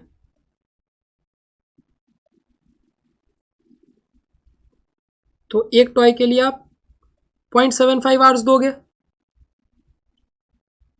टाइम रेट है 150। Assuming that the operator works for 48 hours in a week. कितने देर काम हुआ है? 48 आवर्स, ये एक्चुअल टाइम है आपका। एंड प्रोड्यूसेस 100 टॉयज, और 100 टॉयज प्रोड्यूस हुए हैं। तो देखिए, आप एक टॉय के लिए आप 0.75 आवर्स दे रहे थे, तो 100 टॉय के लिए आप कितना दोगे? 75 आवर्स। 100 टॉय के लिए आप 75 आवर्स दोगे। तो ये है आपका टाइम अलाउड या फिर standard time. You are required to calculate the weekly earnings for one operator under existing time rate.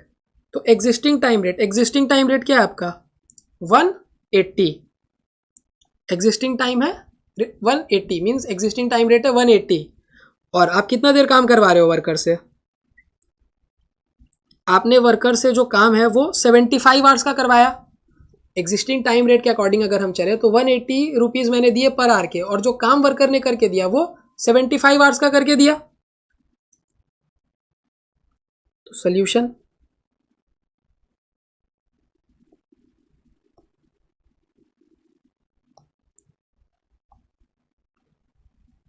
One existing time rate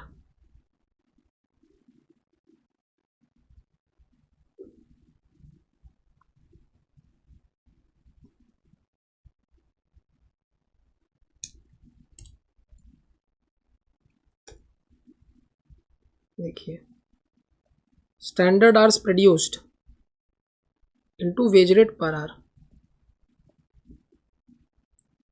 तो कितने देर का काम किया वर्कर ने? 75 आवर्स का, multiplied by veg rate per our. Veg rate per our क्या है existing के केस में? 180। तो 180 के साथ मल्टीप्लाई कर दीजिए, 13,500। देखिए, इसी को करने का ना एक दूसरा तरीका भी है, लॉजिकल तरीका। क्या कहता है हमारा लॉजिक? हमने 80 टॉयज बनाने के 10,800 रुपए दे रखे हैं। एग्जिस्टिंग टाइम रेट की अगर बात करें, जो अभी हो रहा है, 80 टॉयज बनाने के 10,800 दिए। ये आप लिखिएगा मत, बस ये आपके अंडरस्टैंडिंग के लिए आपको बता रहा हूँ, क्योंकि फिर ये पीस रेट के जैसा हो जाएगा थोड़ा। बस लॉजिक के लिए आप समझ लीजिए। 80 टॉयज के आपने 10,800 दिए, तो आप एक टॉय का कितना देने वाले हो? 10,800 बाई 80, तो 100 टॉय का आप कितना दोगे? 10,800 बाई 80 इंटू 100, तो 10,800 डिवाइड बाई 80 इंटू 100, देखिए 13,500 ही आएगा। तो ये बस आपको लॉजिक के लिए बता दिया, करेक्ट तरीका ये है करने का। एग्जिस्टिंग टाइम रेट आप ऐसे निकालोगे। देखेंगे कि स्टैंडर्ड आवर्स कितना लगना चाहिए था, तो स्टैंडर्ड आवर्स 75 लगना चाहिए था, और एक आर के अभी एग्जिस्टिंग में 180 रुपीज देता हूं, तो 75 into 180 13,500। Second, Rowan premium plan.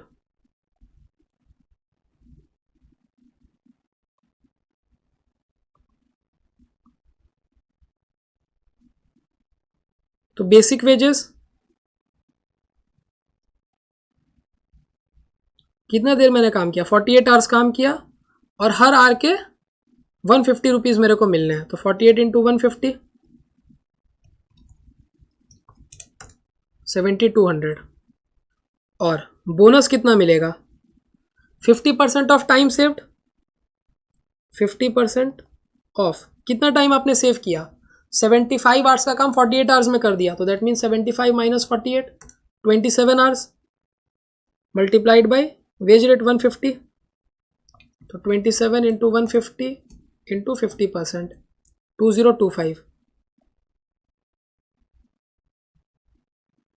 तो 7200 प्लस 2025 9225, और ये 9225 हमने 48 आवर्स के दिए हैं, तो effective hourly rate 9225 divided by 48 192.87 1875, एकदम easy. Third, Halsey premium plan.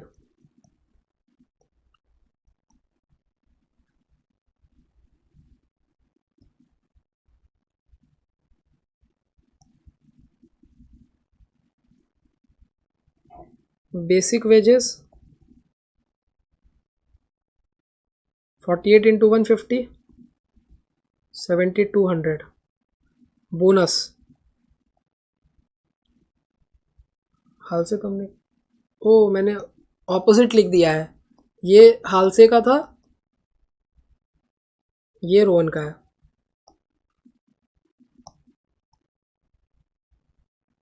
तो आप चेंज कर लीजिएगा नंबरिंग भी accordingly.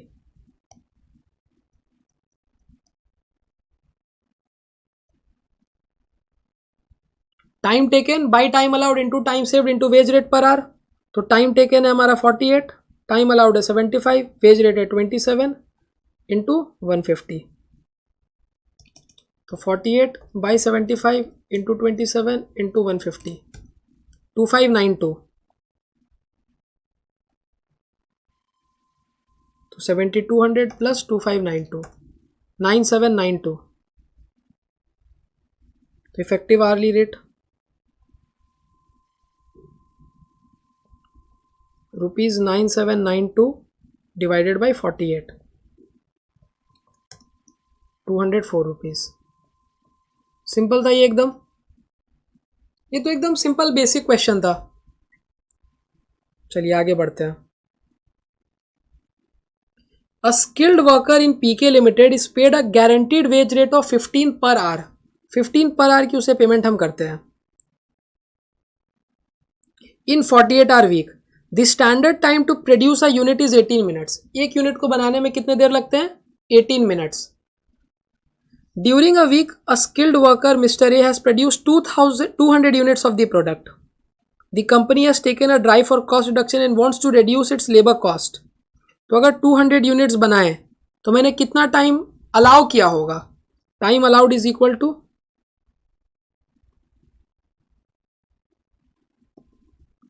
200 units into 18, that means 3600। तो 3600 को आप 60 से डिवाइड कर लीजिए, तो 60 आवर्स। और टाइम कितना लिया है वर्कर ने, सिर्फ और सिर्फ 48 आवर्स, तो टाइम सेव्ड है 12 आवर्स।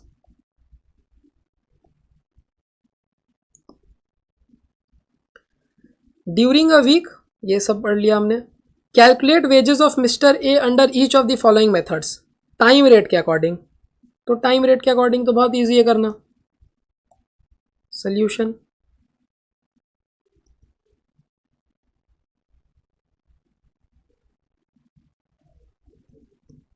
Time rate. तो टाइम रेट के अकॉर्डिंग 48 आवर्स काम हुआ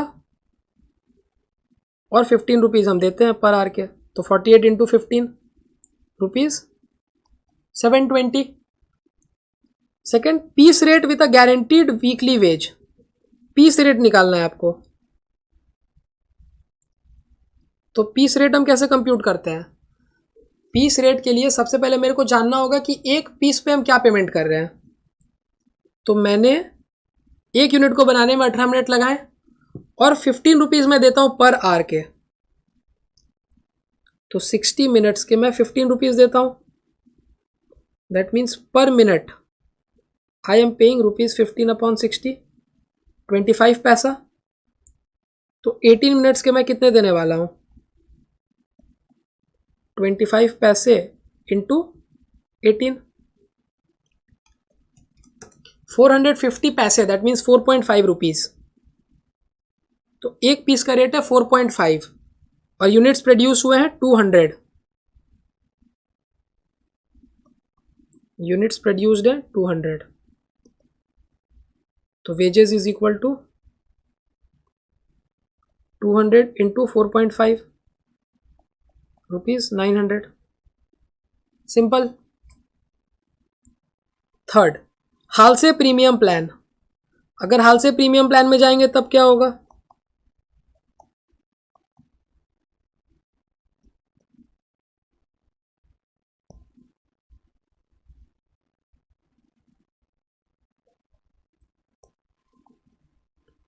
basic wages 48 hours into 15 rupees 720 plus bonus. Bonus कितना बनता है? 50% of time saved into wage rate. तो टाइम कितना मैंने सेव किया है? पहले ये निकालना पड़ेगा. नहीं, ये तो मैंने निकाल लिया है. 12 आवर्स मैंने सेव किया है. तो 50% ऑफ 12 इंटू वेज रेट 15. तो 12 इंटू 15 इंटू 50% 90 रुपीज़. तो हाल से में हम कुल मिला के 810 रुपीज़ पेमेंट करने वाले हैं. Fourth, Rowan plan.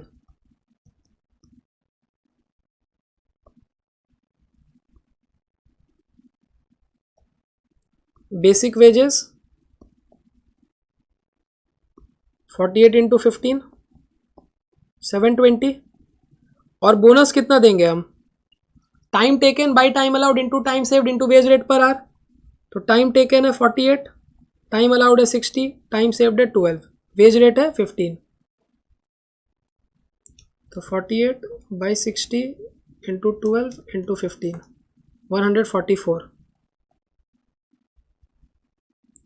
720 plus 144 864 rupees. Suggest which bonus plan Halsey और Rowan the company should follow. Company को कौन सी फॉलो करनी चाहिए? जहां पे भी कंपनी का कॉस्ट कम आएगा. तो कंपनी का कॉस्ट हाल से प्लान में कम है तो the company should opt for Halsey plan as the wages paid is lower. The company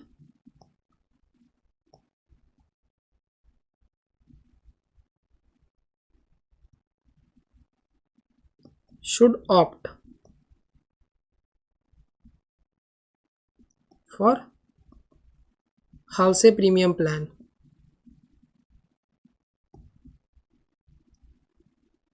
as the wages paid is lower as compared to Rowan plan.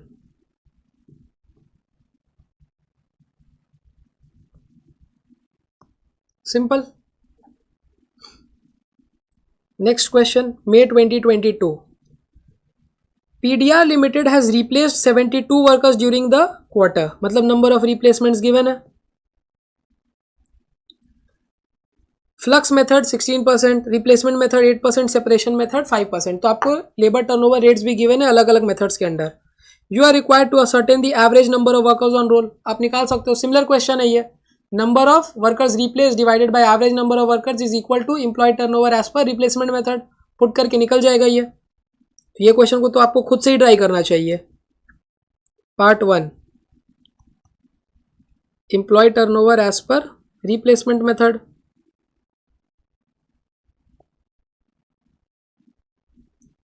Is equal to number of replacements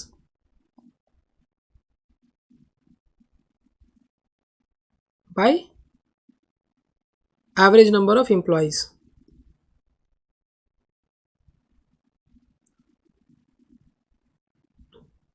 तो ये है 8%.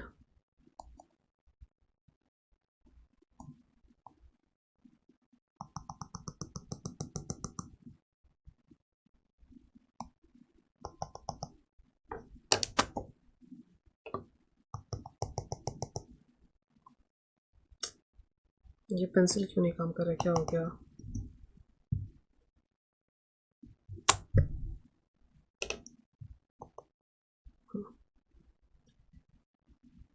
%8 is equal to number of replacements.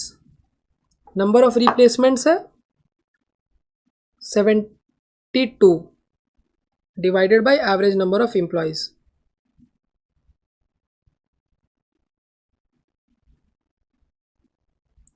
तो average number of employees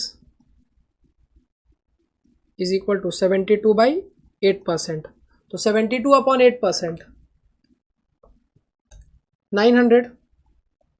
तो ये हो गया first part. Second, number of workers left and discharge during the quarter. कितने workers छोड़कर चले गए, that means number of workers separated. तो वो हमें मिल जाएगा सेपरेशन मेथड से. Part 2,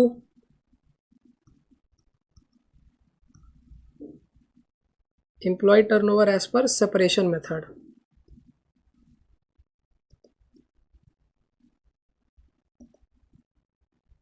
number of separations divided by average number of employees.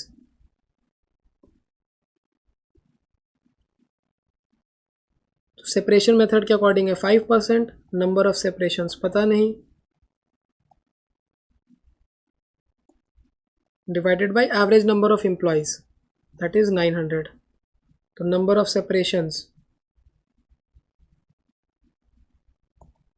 900 into 5% comes to 45.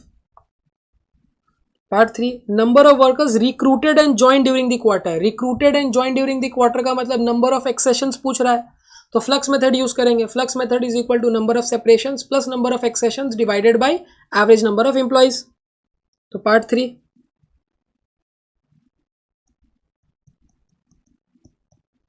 Employ turnover as per flux method.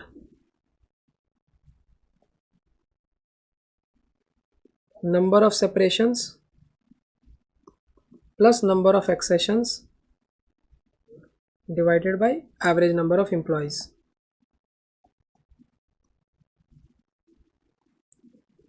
Employee turnover as per flux method है 16%. Number of separations है 45 plus number of accessions divided by average number of employees 900. देखिए अगर आप ICMI के student हैं तो फिर आप यहाँ पर मल्टीप्लाई बाई 1/2 भी करोगे, क्योंकि ICMI जो है ना वो ये वाला फॉर्मूला यूज़ करती है. वो number of separations plus number of accessions को पहले 2 से डिवाइड करती है और फिर उस फाइनल आंसर को एवरेज नंबर ऑफ एम्प्लॉयज से डिवाइड करके फ्लक्स मेथड को कंप्यूट करती है.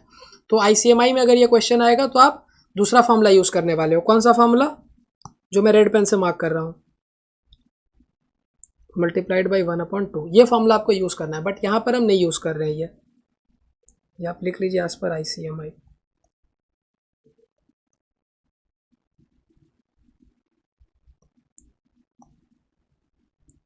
तो 16% into 900 minus 45 is equal to number of accessions. तो 16% इंटू 900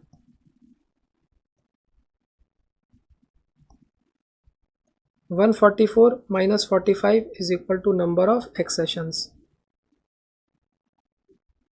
तो नंबर ऑफ एक्सेशंस हमारा हो जाएगा 99. सिंपल. फिर fourth, equivalent employed turnover rates for the year. पूरे साल भर के आपको एम्प्लॉय टर्नओवर रेट निकालना है. तो ये आपको एक क्वार्टर के गिवन है, तो ये तो बहुत सिंपल है. एक क्वार्टर में 3 महीने होते हैं, तो पूरे साल भर में 4 क्वार्टर होंगे, तो हम 4 से मल्टीप्लाई कर देंगे. 16 इंटू 4 64%. फ्लक्स मेथड के अकॉर्डिंग, रिप्लेसमेंट मेथड के अकॉर्डिंग 32% और सेपरेशन मेथड के अकॉर्डिंग 20%. ये काफ़ी सिंपल है, आप खुद से ही कर लीजिएगा. Next question, December 21. A skilled worker is paid a guaranteed wage rate of 150 per hour.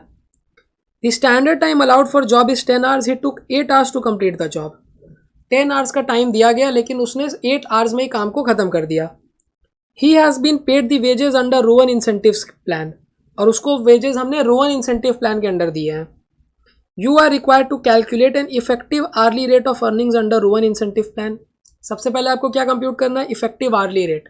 तो उसके लिए हम पहले ढूंढ लेते हैं हमारा टोटल वेजेस. तो पार्ट 1,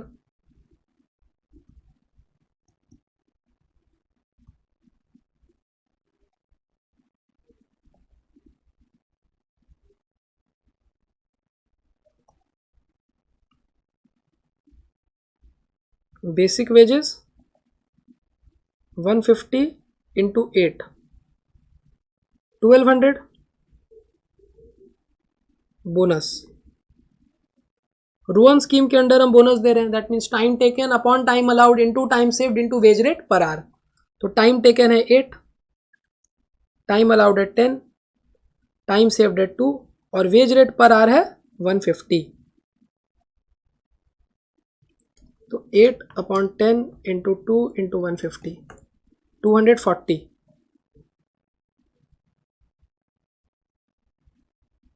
तो टोटल वेजेस आ गई हमारी 1440. अब टोटल वेजेस है 1440. कितने आवर्स के लिए? नंबर ऑफ आवर्स है 8. Therefore effective wage rate per our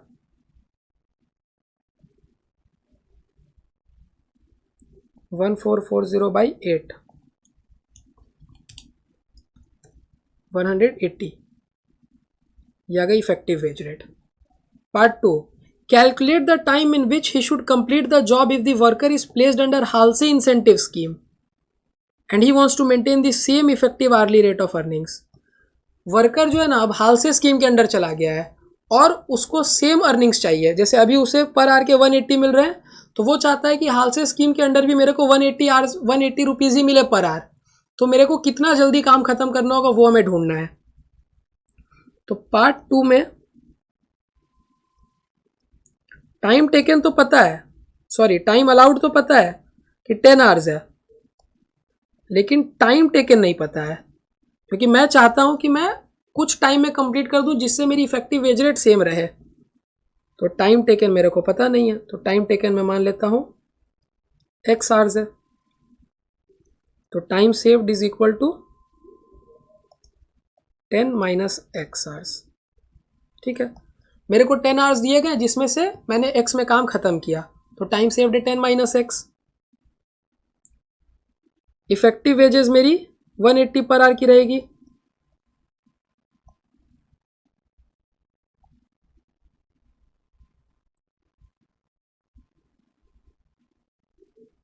basic wages 150 into x. 150 rupees per hour के मिलते हैं इंटू एक्स, क्योंकि मेरे को तो पता ही नहीं है मैं कितना देर में काम करने वाला हूँ. तो 150x. और bonus is equal to 50% of time saved. तो 50% ऑफ टाइम सेव्ड, टाइम कितना बचा है मैंने 10 माइनस एक्स मल्टीप्लाइड बाई 150. तो 50% of 150 75 into 10 750 minus 75 into x 75x. तो सॉल्व करेंगे तो हम क्या मिलेगा 150x minus 75x 75x plus 750। तो ये आ गई टोटल वेजेस, ये आ गई total wages.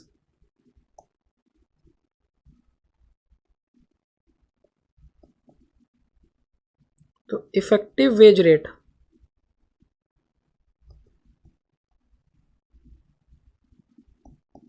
is equal to total wages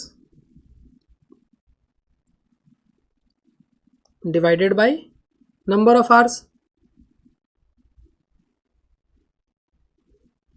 effective wage rate आपको पता है कि 180 चाहिए, टोटल वेजेस है 75x प्लस 750 और नंबर ऑफ आवर्स x, क्योंकि नंबर ऑफ आवर्स कितने लगने हैं तो पता ही नहीं ना, तो x मान रहा हूं।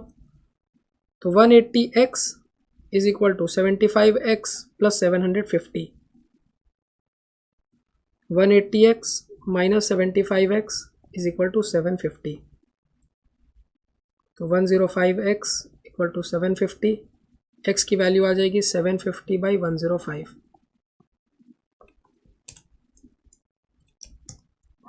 7.14 hours।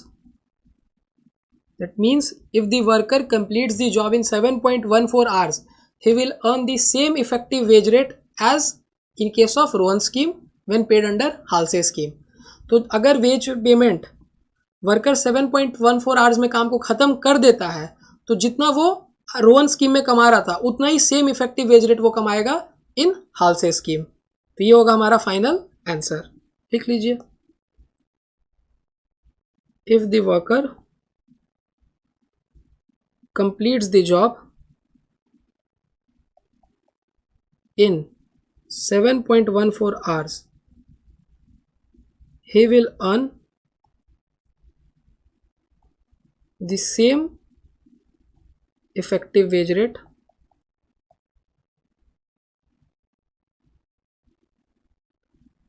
under Halsey scheme as he was earning in the Rowan scheme।